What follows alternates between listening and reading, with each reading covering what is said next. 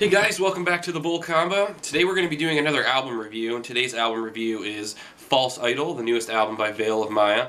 Comes out today, October 20th, which also happens to be my birthday, so it's a sick birthday present for me. So go ahead and stick around and we'll talk about this album. I'll let you know my thoughts and opinions on it and see if it lines up with what you guys are thinking.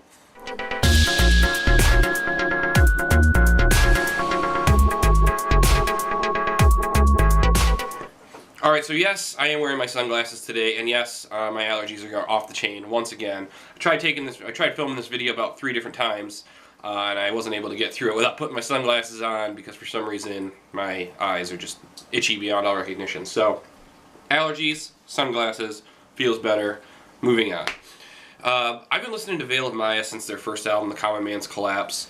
I was a huge fan of that album when it first came out. I thought it was really creative, it was super heavy. And overall, I just thought it was a great album. So I've listened to them since then, and I thought every single album they released was good and held its own in and of itself.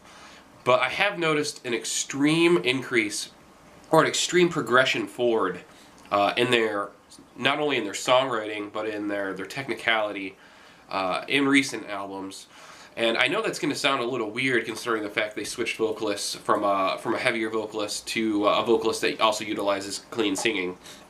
And I think that for some people it really turned them off to Veil of Maya, but after listening to this album, it's really clear that they're able to do things on this album that they were not able to do previously, in part because their vocalist uses clean vocals, which opens up a lot of different musical avenues for them. And I think that this album really accomplishes that goal. It's a really extremely strong album, start to finish. There's a lot of really creative songwriting, a lot of firsts for Veil of Maya, and I think overall that they just took a calculated risk, a calculated step forward, and I think it paid off for them. I think that a lot of people are going to be really surprised by this album, and just how much stuff they packed into one CD full of songs. The album has 13 songs. 13 tracks, I should say. The first is not really a song, it's just an intro. So the first track on the album is actually called Lull, and like I said, it's not a song, it's just an intro. It basically is about 45 seconds long. It's got some dissonant sounds in the background, and a voice, obviously using some sort of voice changer to make their voice sound really deep, using some sort of spoken word. I'm not really sure what they're saying. I haven't listened to the song enough to find out, or the track enough to find out what's being said, but it's a relatively short song and there isn't actually any music in it. It just works as an intro for the album itself. So the first actual song is Fracture, which is ironically my favorite song on the album. You don't usually hear your favorite song being the first song on the album, but in this scenario it definitely is. And if any of you guys have heard Fracture, you'll probably know why. The guitar work on Fracture is just absolutely off the wall. Within the first 10 seconds, you're hearing noises that you haven't really heard come out of a band like this before. So I think they did a really good job using Fracture to set the tone for the album. The progression and the songwriting on this song is sick. It goes through a couple different progressions, and every single progression is just as interesting as the last, and it really keeps the listener intrigued, I think, through the whole song. And I think that's probably why it's my favorite Veil of Maya song, because I think it emphasizes every single part about their writing style in one song. Which is really rare because Veil of Maya has a lot of different things they can do, but I think they touch on every single piece of, or every single style of music that they write in this one song. Very bouncy, very much sets the tone for the album, and I think they did a good job choosing that song. So the next song on the album is actually called Doublespeak, and I believe this is the most recent single that was released. And Doublespeak is more of a standard Veil of Maya style song structure, and by standard I mean more relevant, or more similar to their last album. I don't want to say standard Veil of Maya because they did change their style a little bit between the last couple albums, but this songwriting structure is much more similar to something you would have heard off Matriarch. I actually feel like it has a very similar structure to Mikasa, which was the first single they released off their last album. So this one has very much the chorus, or the verse, chorus, bridge, verse, chorus kind of thing going on. So the song structure is a little more standard on this song, but the chorus is really strong. I think that's a tone you'll hear throughout this entire album, is that the choruses are super strong. The clean vocals are really, really, really at their best on this album, and I think that Lucas took the time to write some really memorable vocal hooks that not only are complex, You know, when you first listen to them, they're complex, so it takes you a little bit to latch onto them, but once you latch onto them, there's just a lot of value, a lot of replay value there. So, Doublespeak, great song, really strong chorus, and just, you know, and overall, it's a solid second actual song on the album. So, the next song on the album is actually called Overthrow, and I believe that was the first single that was released from this album. And again, another banger. This song just rips start to finish. The chorus is extremely catchy. The post-chorus, or rather the pre-chorus, is catchy, and then the actual chorus itself is a little heavier. But the song itself is really just another awesome Veil of Maya song. It's really hard to pigeonhole these songs because Veil of Maya does have some really frantic songwriting sometimes. So aside from describing the overall theme or the overall vibe of the song, it's really hard to describe the sound of a Veil of Maya song. So bear with me here, guys. I'm doing my best to let you know, kind of the feelings that these songs invoke and some of the similarities I hear between that and their previous songs. So, Overthrow, another really good song. The outro breakdown at the very end of the song is really sick. Just a classic Veil of Maya breakdown. It's got that nice chugging, bouncing roll to it. Almost kind of sounds like a Born of Osiris style breakdown. They've always had those similarities. So, great song. Now, Whistleblower. Obviously, another really great song. Whistleblower has some really unique guitar work throughout the entire song. There's a lot of layers going on. There's a riff that kind of repeats itself through the entire song, and then there's some dissonant harmonics that are played over top of this riff that really give it this like edgy, almost like electronic sound, even though it's all guitar. So there's not really an electronic element there. It just has this really solid, flowing vibe to it. Again, great chorus. Can't really go wrong there, and some of the breakdowns in the song are really cool. There's a breakdown in the song, I believe, with some trichords, which is something that Veil of Maya likes to use quite a bit. That really dissonant sounding trichord that they add in between their chugs, and just another really, really, really solid song. You know, this album is just full of solid songs. You're not going to find one bad song on the album. So, Whistleblower is another really great song. The next song on the album is actually called Echo Chamber. This is track number 6. Now, Echo Chamber starts with the chorus, the same line that is the chorus in the song, and it is just really good. It's very catchy. It's very melodic. I think Echo Chamber is one of the more melodic songs on the album. We'll get to a couple other songs that are even more melodic than that, but the breakdowns in the song are great. The chorus is great. The bass really hits heavy in this song, as well as the next song, Pool Spray. And so overall, I think it was just a really solid song. And the next song is actually called Pool Spray, and they do a couple cool things on this song. For one, like I said, the bass, the low end, is really heavy on this song, so you can feel it. If you're listening to this in a car, you'll definitely be able to feel the bass, which I think is nice. Sometimes bass gets lost in the mix. The other thing that this song does is it uses high and low vocals at the same time, highs and low screams, which for some reason you don't really hear Veil of Maya do too often anymore. They don't layer the high and low screams over top of each other. It's usually just, he's screaming high or he's screaming low. But in this song, there's a few times, including the very beginning of the song, where there's the high and low screams layered over top of each other, and it really creates this really cool effect that you've heard in other metal bands. I mean, I know Amir does it, for instance, the highs and low screams, but it really lends itself well to this song. It adds to the aggressive nature of the song. The song is really just a ripper, start to finish. It's really heavy, but it's got that bounce, that Veil of Maya bounce, more than the blasty beats that Veil of Maya sometimes throws into their really heavier songs. So less blast beats, more of a bounce, and the riff kind of carries on through the whole song. And that kind of carries the vibe into the next song, which is Gray Mail, which has a very similar vibe to Pool Spray. I think that Veil of Maya did a really good job organizing the songs on this album so that they made cohesive sense. And Gray Mail is another song that really sounds good. Has another one of those breakdowns with the trichords in it, a little bit different this time. I think that Veil of Maya did something really good by sticking inside their comfort zone in terms of the types of riffs that they like to write, but organizing them in a different kind of structure than they have previously, bringing in a little more melodic undertones, some even extremely melodic parts that don't really even sound like what you would think Veil of Maya would sound like. But it works. And not only does it work, it's really good.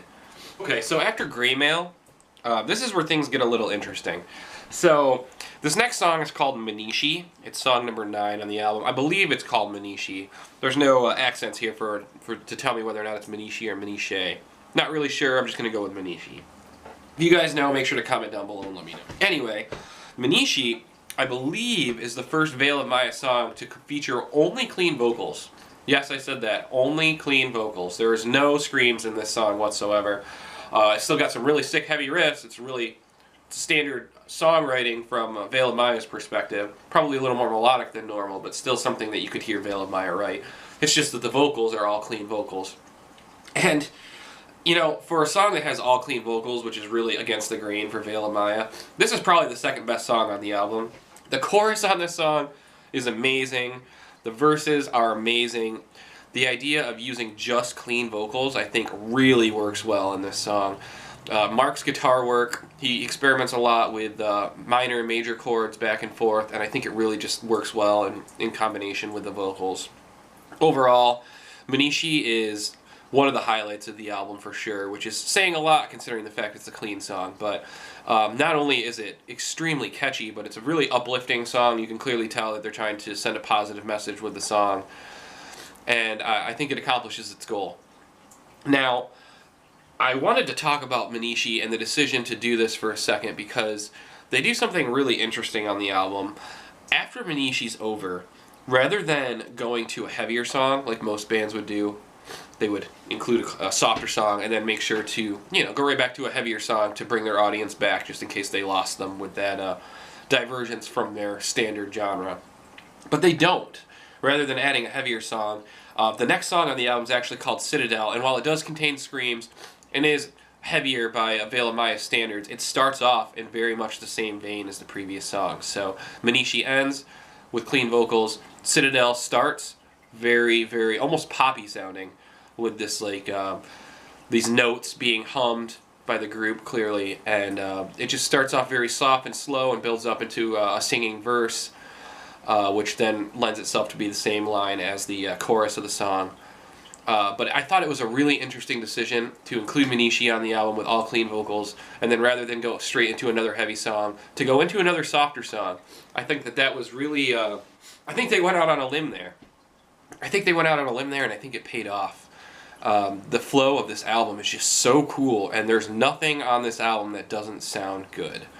The album just sounds catchy, it's well written, the vocals make sense, there's depth to them. It doesn't sound like a 7th grader wrote these while they were, you know, angry at their girlfriend. This is really solid lyrics that have double meanings, that have depth, that were well thought out, and you know, it just shows all the way through. The level of songwriting and maybe the time that they took to write this album really just shows. It's a big step forward. So Manishi, Citadel, both softer songs, but extremely catchy in and of themselves. So we're on to song number 11 here. We only have 3 songs left, 11, 12, and 13. So song number 11 is Follow Me. It's another heavier song. The chorus to the song, I don't believe there's any clean singing in the chorus to this song. I believe it's just screams, which is, I think, the first on the album where there's no clean singing at all.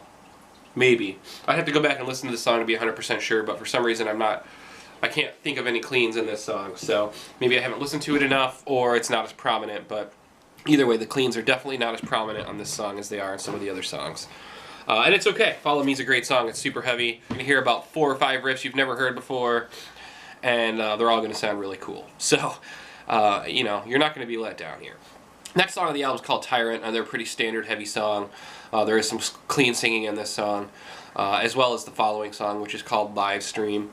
And they kind of round out the album really well. Live Stream doesn't really feel necessarily like the end of an album. Usually on the last song on the album is a little bit stronger. I feel like Live Stream might not have been the strongest song to end the album on. For some reason, I just get that feeling. It's not that any of the songs necessarily are bad. I just feel like they could have used a stronger song to finish the album, make the last song a little bit more memorable. I think the clean singing on Live Stream, it's good. It's just not quite as catchy as some of the other songs. So if there were a complaint I had about this album, and there are very few, it would probably be the song that they chose to end the album on, because I didn't think it was as strong as it could have been. But overall, I mean, I think that's really the only complaint I have, is that the last song on the album isn't as strong as it could be. The songs are just so good. You're going to need to listen to this album to really appreciate how good it is. But the level of skill that this band shows is just, you know, there's very few bands out there right now that can write the kind of music that Veil of Maya is writing. And it's good music. And I think that this album might put them on the map a little bit more than they were previously. I do know that Matriarch did push them out a little bit into some other genres of music, and they did bring in some fans because of that, and I think that this album's only going to continue that trend. And I don't think that, this is my personal opinion, but I don't think that the change in vocalists hurt them as much as some people might think it did. I know a lot of people were really upset about the fact they changed vocalists, but I think that was more just that we had latched on to the vocalist because he'd been part of the band for so long. I don't really think that it was because it sounded worse. And I think a lot of people are starting to realize that Veil of Maya doesn't sound bad at all with their new vocalist. And yes, some people think that adding clean vocals has ruined this band, and I don't think it does at all. I think that if a band can still write this style of music while incorporating clean vocals, that's a feat. That's accomplishing something in and of itself, to be inside of the gent, progressive, deathcore realm and still have clean vocal choruses. That's incredible. So you really got to give credit where credit's due on this album. I think it's a great album. Overall, I'm going to give this album a 4 out of 5. I think it was fantastic, start to finish. If you're new to Veil of Maya, this is the album I'd recommend picking up. This is going to encapsulate everything that they are as a band from start to finish. You know, and in addition to what I told you, there's probably some little nuggets that you'll notice throughout the album that are throwbacks to their previous albums. There is a song on the album that starts out with the same dissonant chords that they use on the first album, that start the album and that are also before Pillars. So if you're familiar with that sound, it also makes its way into a couple songs later on in the album. I believe it's on their last album, Matriarch. It's at the beginning of one of the songs, and it's also at the beginning of one of the songs on this album. So I like that continuity, the fact that they can bring that strange effect back into the album all these years later and still have it make sense. I think that's really cool. So again, Veil of Maya, False Idol, came out today. I'm going to recommend you guys go ahead and check it out. It's available on Google Play, it's on YouTube streaming, I'm sure it's on Apple Music and anywhere else you can buy music, and probably has physical copies in stores as well. So make sure to check this album out, make sure to support Veil of Maya. If you guys liked this review, make sure to give the video a like. If you have any comments or opinions on the album, or maybe you don't quite agree with me, that's awesome. Make sure to comment down below. I'm really open to people's opinions, and I like to conversate and see other people's viewpoints on things like this. So make sure to comment down below if you have some thoughts or opinions on this. Other than that, guys, as always, I'd like to thank you for watching. If you do like this content, make sure to subscribe. There's a new video every week, barring some sort of event where I can't make a video, but I try to make a new video every week. So again, guys, thank you for watching, and as always, we will see you soon.